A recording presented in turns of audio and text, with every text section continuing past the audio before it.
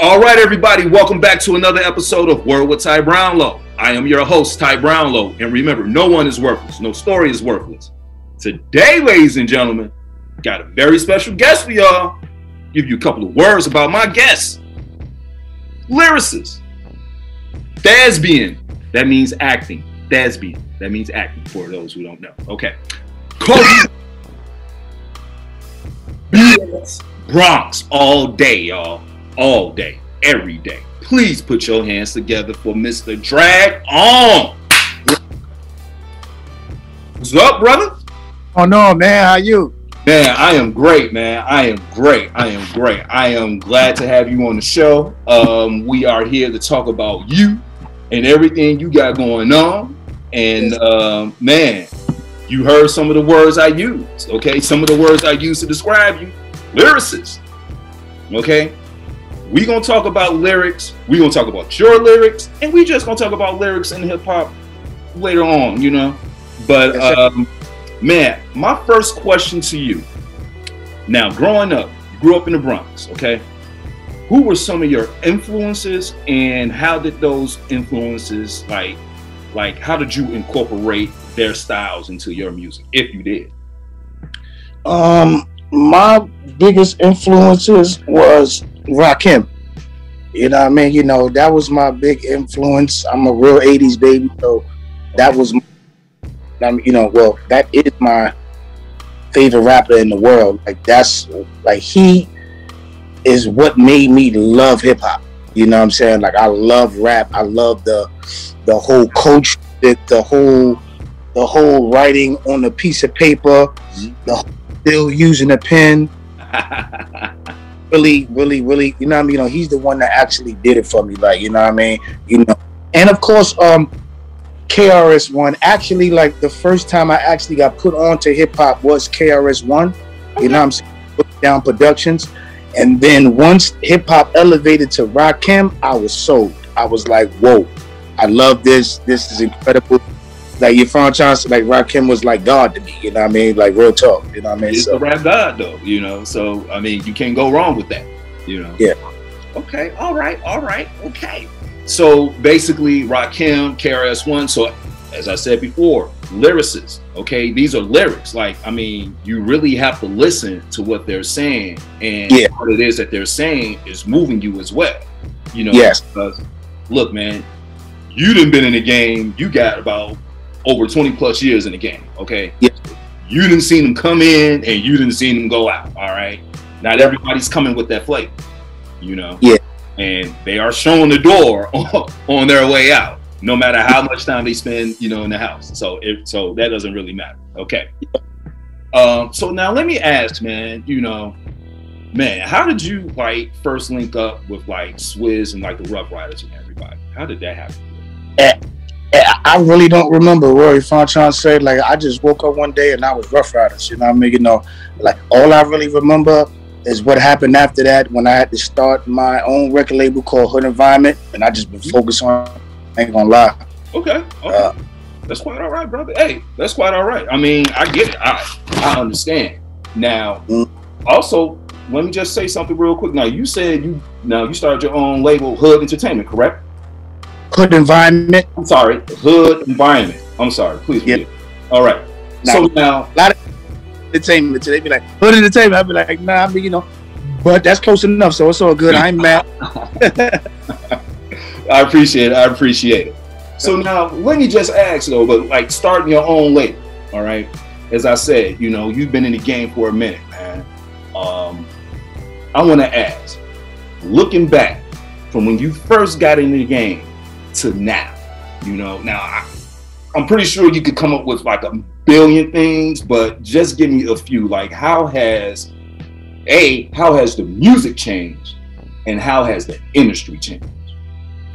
The music changed sonically because the internet came to where you don't need a record label to put your music out to the people. So, you know, now all we doing is finding out the type of music that everybody likes. You feel what I'm trying to say? See, at first, everything was controlled.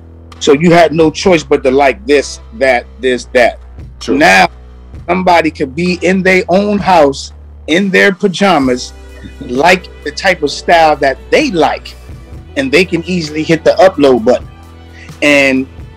And you know, it's billions and billions of us, you know what I'm saying? So it's gonna be a few other people that might actually enjoy that, you know what I'm saying? So now the music and your career is pretty much has been placed in your hand. And I am a heavy believer in God, and I actually think God did that, because it's only but so long, I mean, you know, life is gonna let you get away with the bullshit. You know what I'm saying? So I mean, you know, God had enough of us artists and talented artists. You know what I'm saying? Because there are a difference between it. Oh yeah.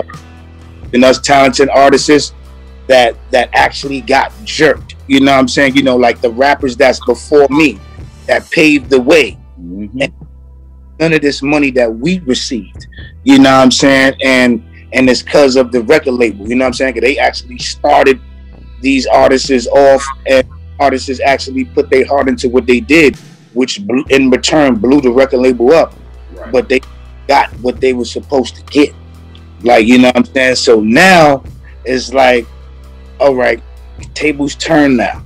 Maybe if y'all would have did right by us, we would have by y'all. But since a lot of record labels didn't do right by their artists, a lot now is everything is independent. You know what I mean? You know what I'm saying? People are uploading right now. You know what I mean? Straight up, they don't for no record exec or some A&R, some dude that don't even know how to do music at all to tell when to put out their project. You know what I'm saying? Okay. So look, man. Okay. So you just hit on a few things, man. You just hit on a few things, and if we could just stay in this lane for just a second, man. Now, yeah. Now, like you said, there's a lot of independence now. You know what I'm saying? More so than I could ever remember. Okay. Yep. And you know, I tell people, man, I'm old enough to remember when hip hop was rap. Okay. Mm-hmm. Before it became hip hop, it was always rap.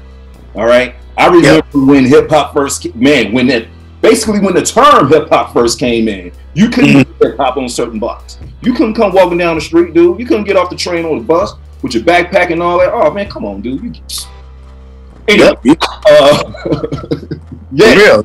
I mean, that's real, you know. So I want to talk about like streaming now, because I hear artists from time to time, and you know, there are some artists out here, man, they love it.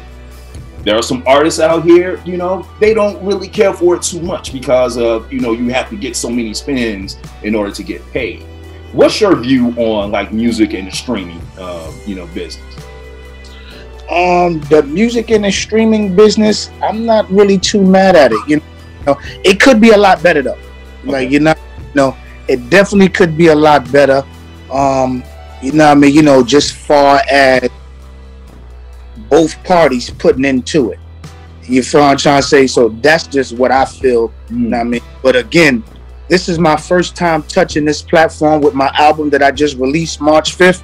This is my first time touching the iTunes and Spotify and Tidal and stuff like that. You know what I'm saying? You know, platforms. I touched it one time before with a song called Wave Hoppers from off of BOF4. But this is my first major project, you know what I mean, you know, within years. You feel what I'm trying to say? Within like 17, 18 years, I haven't dropped the project. This is my first big project where I'm touching these platforms, you know what I'm saying, you know. And I definitely feel as though it could be better, but I'm still not mad at it, you know what I'm saying? Because it still puts us, the artists, in. You feel what I'm trying to say? My thing is always looking out for the artists, because I am one. Mm-hmm. You know what I'm saying? I'm a CEO too. So I learned that, you know, your record label is as big as your artist is. So, and it's sad that a lot of record labels don't understand that. Well, they actually reached to a certain point where they don't really understand that. They actually forgot that. Mm-hmm. You know what I'm saying? You know, one day, all of us artists will take a stand, and then things will change right away. You know what I'm saying? Because it will hit their pockets. You know what I'm saying? But I mean, you know, until we make that, that's a whole nother conversation. Well, yeah, yeah. I hear you.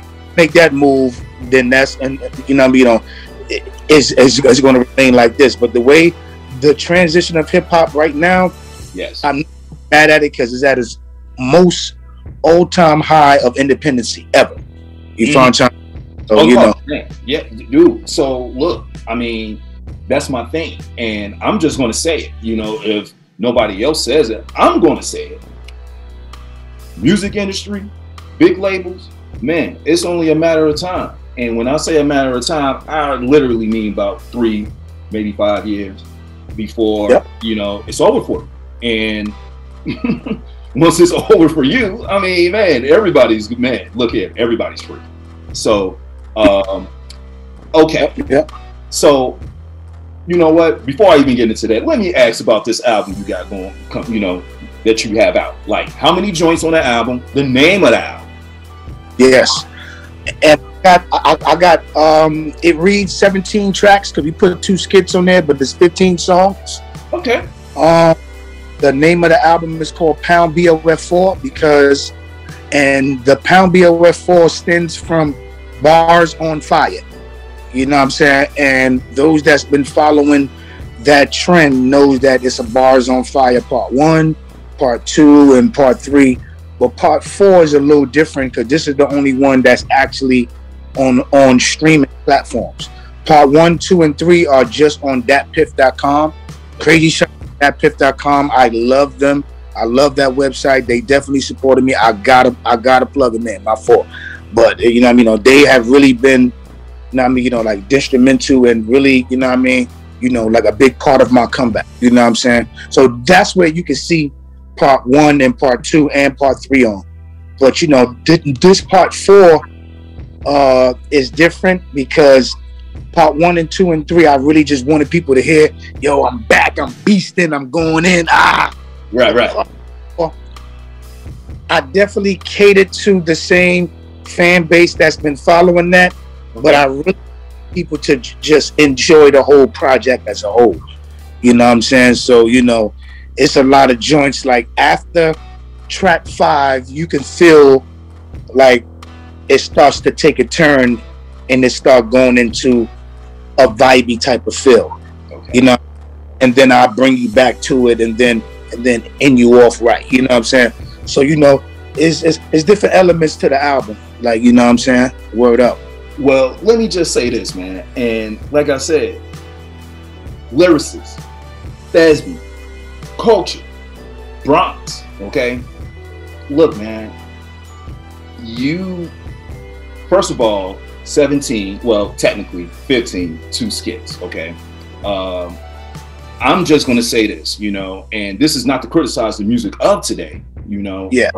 We live in a day and time where everything is microprocessed, dude, even to the point where the attention span, you know, they're not even making long songs anymore. You know, most of these songs, what, 2 minutes and 15, 2 minutes and 30 at tops. You know, I just turned the dial in the mute and the song going off. I'm like, man, certain albums, you know what I'm saying? Like they're trying to blur the line between EP and album now. We remember back in the day, EP, 6 joints on the EP. Okay. Now that's considered an album. So for you to tell me that, man, you're coming with something like in today's society that can be, you know, 2 albums, you know what I'm saying? You know, I think that's great. I think that's dope. I think the arrangement and how you just said everything, because that's one thing I know for sure a lot of these artists, new artists, you know, unless you're trained, they don't do, you know, like you have to arrange it. It's almost like a score, you know? Yeah, exactly. Track. It's a score. So yeah. So I feel that, brother. I feel that. Now, I want to take the shift into this acting world you got going on here, man. Because I don't know if people know, man, the brother's been acting for a while now. He's been in a few movies, okay? Now, before I get into this one movie, man, you just dropped, man, what? 2 movies earlier this year, Dark City of Villains and When the Tables Turn. Now, I don't know if When the Tables Turn... Dark City of Villains and I'm not in that movie right there. I think I was in that movie, but the Tables Turn movie is done and it's about to come out. It's not out yet. Okay, it's not out yet. Okay, it's about to come out. Okay, yeah. Tell us a little bit about that. That's a movie that we actually shot in Vegas. The stars of it is me and Baltimore Snoop from Love and Hip Hop and The Wire and stuff like that. Okay. So big shout out to Baltimore. You know what I mean? You know, that whole state. Shout out to the whole B-More. And let me know, we had a good time out there in Vegas. We shot that movie. I mean, you know, we just had a good time. And it was really a warm up for me because I haven't shot a movie in a long time, and I'm about to get back into it. So that's why I actually did it. I mean, you know, just to get back warmed up and just to get back in that feel and you know, that whole vibe. You know what I'm saying? Okay, all right. Now, there is a movie though I do want to talk about. All right, that I know for sure ain't nobody really talking about this movie, but I'm gonna talk about it because I just found it very interesting. You did a movie back in 2003 called Hustle. Yeah, that's with me, Ed Lover, and Dr. Dre. Yes, the late Dr. Dre, y'all, not the producer, but if you are a fan of Yo MTV raps and, you know, hip hop, period, then you would know there is another Dr. Dre. That's right. And if you don't know that there is another Dr. Dre, you're not a part of this culture, period. Not a part of it. Sorry. He just, he's did that much, you know what I'm saying, to the point where if you don't know who he is, you're definitely not a part of this. But yeah. So tell me about that, man. How was it working with Ed Lover and Dr. Dre? I can only imagine the laughs. Yeah, it was fun. Like, I mean, you know, me and my cousins was on the basketball court playing ball with him, and I mean, you know, we were just out there having a good time out there. You know, I mean, you know, that movie is a comedy movie, so you know, we pretty much had fun and chilled and smoked and stuff like that. You know, I mean, that's what I was doing. And I actually just got finished shooting Cradle to the Grave. So I actually just got back, and then I got called for that movie, which was a smaller budget film, but at the end of the day, I really like acting, you know what I'm saying? And I just wanted as much practice as possible, you know what I'm saying? So that's why I did it, you know what I mean? And I actually enjoyed it, you know what I mean? You know, the director was super cool, you know what I mean? Okay. And, you know, he had a vision, and I just was glad to be able to help him paint it. You know what I'm saying? For real. Word. So now let me just ask, man, because I know, well, I'm just going to ask. So in your opinion, you know, movies and music, how are they similar? How are they different? It's different. You know what I mean? You know, it's the same far as entertainment. You know what I mean? You know, when you put it in that bubble entertainment, it's entertainment still. It's in that category of sports, you know what I'm saying, and movies and acting and screenplays and stuff like that. It's all entertainment. But it's different though, you know what I'm saying? You know, just far as the financial wise and business wise, it's a little bit more structured. Mm-hmm. Music, the business, you know what I'm saying? In the movie business, you actually get paid on time, you know what I'm saying? You know, you actually have a date on when you're going to get paid, and you actually is going to get paid on that date and that specific time that they said you are.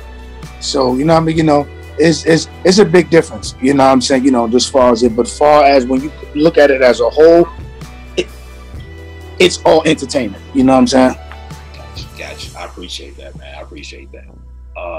So look, man, people want to get in contact with you. They looking for you, man. Social media, things of that nature. How can people get in contact with you? Yeah, you know, people can find me on Instagram. My Instagram is drag_on1. Okay. And to find all my music and stuff like that, because every new out, I always put it out with a video. You know what I mean? All my new music is on YouTube /Fireman Drag. That's where all my videos and stuff like that is at. Mm-hmm. But my new album is called Pound BOF4. We dropped it March 5th. It's doing great. We shot 10 to 12 videos out of the songs on there. Okay. We just dropped the 6th video or the 7th one Monday. You know, we're very active on there. We're working. Okay. Got about like 3-4 more videos coming just off of that project. So we pushing. You know what I'm saying? And also, those that want to know about my live freestyles, I am not done. My next one will be part 38. You know what I'm trying to say? I actually just wrote that last week. You know what I mean? And I'm finna write part 39 and part 40. So, you know what I mean? And wow. But, you know, as far as that BOF4 album, you can find that on iTunes, Spotify, Tidal, Google Play, Amazon. Man, so look. I even got that shit. Okay. So look at, so man, I want to make sure I get this title right. Pound BOF4, correct? Yes. Pound BOF4 is out now. iTunes. Yeah. It's out now. iTunes, go stream that. Go download that. Go get that, man. Straight up. You find John said? I got it, brother. I got you. Okay. All right. So now, let me just ask real quick now, man, you said y'all done shot about what? 16 videos or something like that? We shot 10 so far, but we about to shoot more. So that's why I say 10 to 12. You know what I mean? Because we about to shoot 10 to 12. Okay. So basically, man, every week or every other week, y'all putting out something new. Yeah. Work. Yeah. He works. Okay. Don't bother him. He works. Okay. Please. Man, look, check it out, Drag, man. We come to the last question of my show. I have thoroughly enjoyed, man, speaking to you and just getting the real from you, brother. Yes, sir. But now let me ask, man, you know, this is the question that my show is known for, so I have to ask. Drag on. Yes, sir. What is the one word that best describes you and why? One word.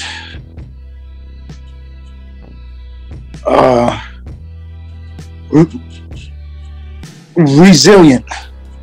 Resilient. Okay, come on. Tell me what. I've been, I mean, you know, I've been hated on by people that's close to me, which a lot of people can relate to. You know what I'm saying? You know, what I'm about to say is, it's very relatable. It's not like I'm the only one going through this, and I've been hated on by people that has been in my car. You know what I'm trying to say? I'm talking about that close to me. Yeah. You know, I've had people try to end my music career, end my career as a whole. And I've had people close the door in my face, turn greatness down. And I've had people throw dirt on my name and, you know, and try their best to act like I don't exist. But me praying made me resilient. You feel what I'm trying to say? It's like, it's due to me. You feel what I'm trying to say? Like, I mean, you know, God has put a bubble around me of love that is real hard for hate to get in right now. Wow. You know what I'm saying? While I'm work the way I work, still got the struggles that I'm struggling with far as trying to get to a certain level, but I'm with ease. You know what I'm saying? I'm not stressed about it. I'm very relaxed. I'm having a lot of fun putting and keeping these rappers on their toes and under pressure. That's right. I'm actually enjoying it. You know what I'm saying? You know, I'm having a good time at what I do. This is what I love to do. And I'm actually has been blessed to be able to do it again. A lot of people didn't do this once yet. You know what I'm saying? And I'm doing it again. You know what I mean? I've traveled the world 3 times. Still here. You know what I'm saying? Still here and still resilient. You know what I'm saying? I feel as though that's a great word to describe me. I feel as though when people speak about me in the future or even now, I'm pretty sure that word will pop up somewhere. Still here. Okay, he's still here. Still resilient. No matter what y'all done tried to do to this man, y'all can't knock him down. You know what I'm saying? Y'all tried to burn the building down on him. Came out like a phoenix on y'all. You know what I'm saying? Y'all not really fit, man. Y'all not getting that. True master MC. Okay, let's just keep it real. Still writing, man. Still writing. Still got the pen. Still got the pad. Writing bars. Okay. Yes. I mean, some people out here just saying words, but man, like bars. Okay, bars, man. Bars on fire 4. Okay, man. Fire. What? You know what I'm saying? So like, oh God, oh man, I could go on and on. But no, seriously, brother, I thank you for coming on, man, my platform, talking to the audience, man, blessing us with everything you got going on with you, man. Pound BOF4, iTunes, stream it now. Thanks. All right. Oh man, brother. So look, once again, ladies and gentlemen, this has been Word with Ty Brownlow. I've been your host, Ty Brownlow. You can follow me on all social media platforms at Word with Ty Brownlow, or you can go to my website, tybrownlow.com. Man, you can get this wonderful interview plus other great interviews. Drag on. Appreciate yes, you. Yes, sir. Bro, word up. Word up. Peace.